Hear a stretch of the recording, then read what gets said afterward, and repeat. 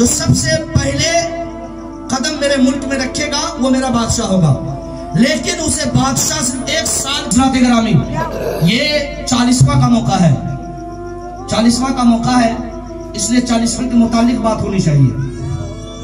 ایک نوجوان بچہ، نوجوان بھی کہہ رہا ہوں، بچہ بھی کہہ رہا ہوں، اس لیے کہ اپنے ماں باپ کی نگاہ میں وہ بچہ ہی تھا اور عمر کے لحاظ سے جوان بھی کہہ سکتے ہیں۔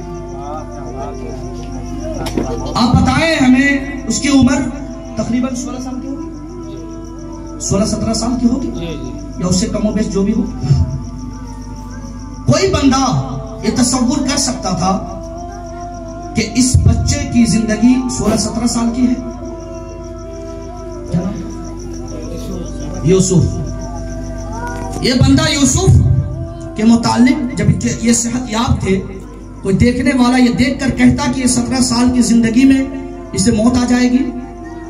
نہیں کہہ سکتے، لیکن اس کے باوجود بھی اسے موت آ گئی۔ اس سے پتا چلا کہ موت ایک ایسی حقیقت ہے کہ وہ عمر دیکھ کر نہیں آتی، وہ یہ نہیں دیکھتی کہ کون ماں کی گود میں دودھ پی رہا ہے،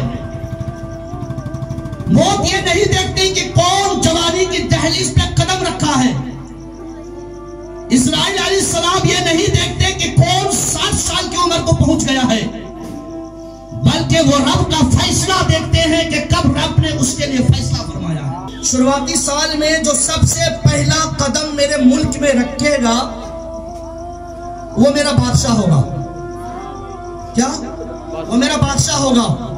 جو سب سے پہلے قدم میرے ملک میں رکھے گا وہ میرا بادشاہ ہوگا، لیکن اسے بادشاہ سے 1 سال کے لیے رکھا جائے گا، اس کی بادشاہت 1 سال کے بعد ختم ہو جائے گی۔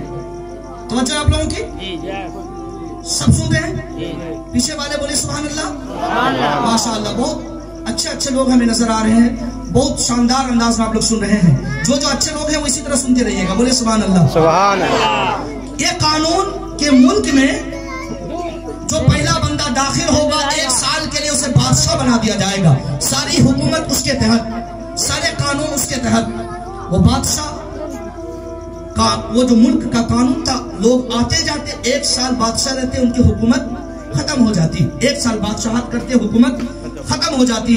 لیکن اس ملک کا ایک قانون بھی تھا، یہ قانون کہ 1 سال حکومت کرنے کے بعد جو مقررہ وقت ہے اس وقت میں آپ کو ایک بیابان، ایک جنگل جہاں ہزاروں کی تعداد میں ان گنت وہاں درندے ہیں، یوں سمجھ لیں کہ شیر ہیں، جو بھی آدم خور وہاں جانور جو جنگل میں رہتے ہیں، ہر طرح کے جانور وہاں پائے جاتے ہیں، انہیں 1 سال کے بعد وہاں چھوڑ دیا جائے گا۔ یہ قانون تھا اس ملک کا۔ 1 سال بادشاہت کیجئے، جتنا موج مستی کرنی ہے کیجئے، لیکن 1 سال کے بعد اسے جنگل میں رکھ دیا جائے گا۔ اللہ اکبر۔ ایک سے ایک نوجوان آتے رہے، وہ دیکھا کہ آپ بادشاہت ملے گی، 1 سال کی بادشاہت ملے گی۔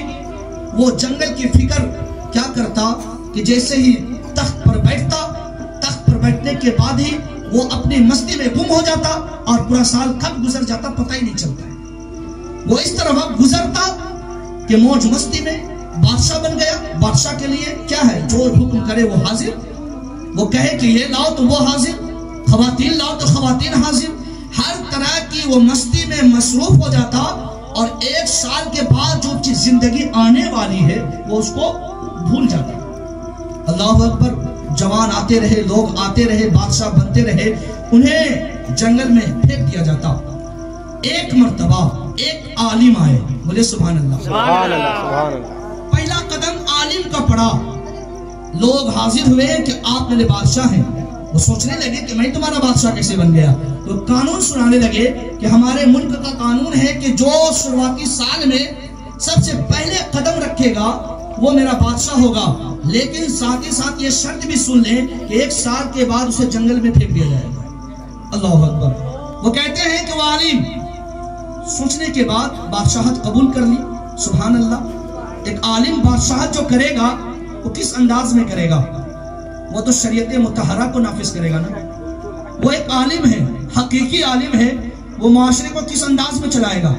وہ اسی انداز میں چلائے گا نا جو شریعت حکم دیتی ہے۔ الحمدللہ وہ عالم جب گدی نشین ہوا، جب وہ بادشاہ بنا، تو سب سے پہلا حکم جو انہوں نے کہا کہ 1 سال بعد جو مجھے تم چھوڑو گے وہ جگہ مجھے دکھاؤ۔ اللہ اکبر۔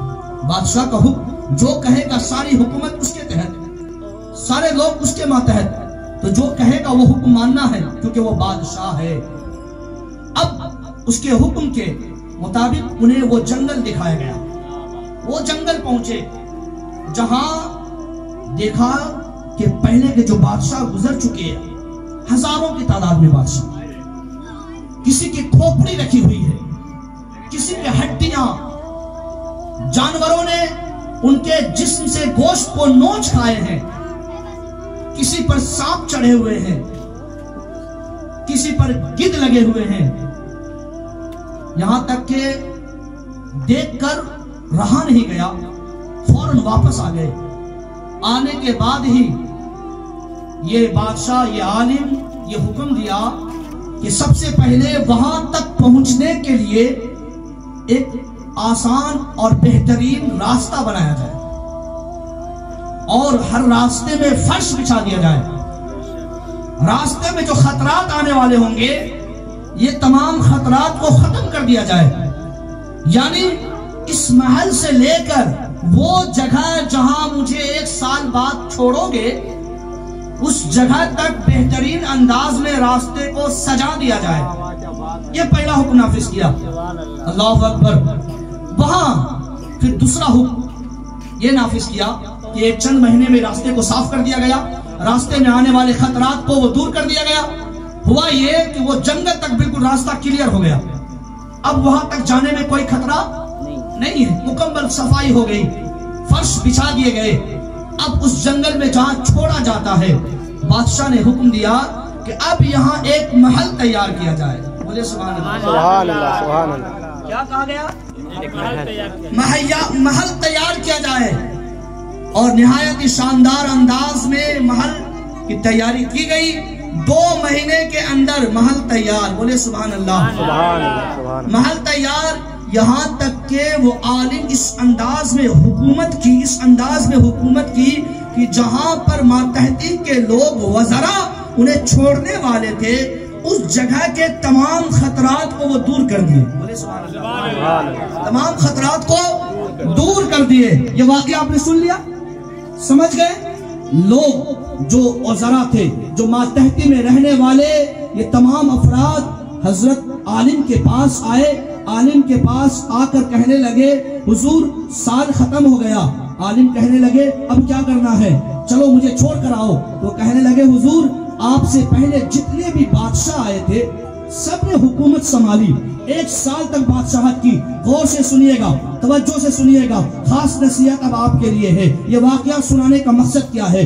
ہر ایک عالم، ہر ایک نوجوان، ہر ایک بادشاہ آتا رہا لیکن عیش و موج کی زندگی گزاری اور انہیں کہاں جانا ہے اس کی تیاری نہیں کی۔ لیکن آپ ایک ایسے واحد بادشاہ ہیں، آپ ایک ایسے بادشاہ ہیں جنہیں یہ فکر ہوئی کہ ہمیں 1 سال بعد کہاں جانا ہے۔ تو اب ہم لوگوں نے یہ فیصلہ کیا ہے کہ ہمیشہ کے لیے آپ ہی ہمارے بادشاہ رہیں گے۔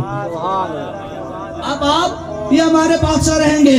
اس واقعے سے مومنین کو یہ سمجھانا چاہتے ہیں کہ آج کا یہ مسلمان دنیا میں آ گیا، وقت مقرر ہے، موت کا وقت مقرر ہے، یہ جانتا ہے کہ ایک نہ ایک دن مرنا ہے، یہ جانتا ہے کہ 70 سال 80 سال اس سے زیادہ زندگی نہیں، زیادہ سے زیادہ 100 سال ہمیں زندہ رہنا ہے، یہ وقت مقرر ہے۔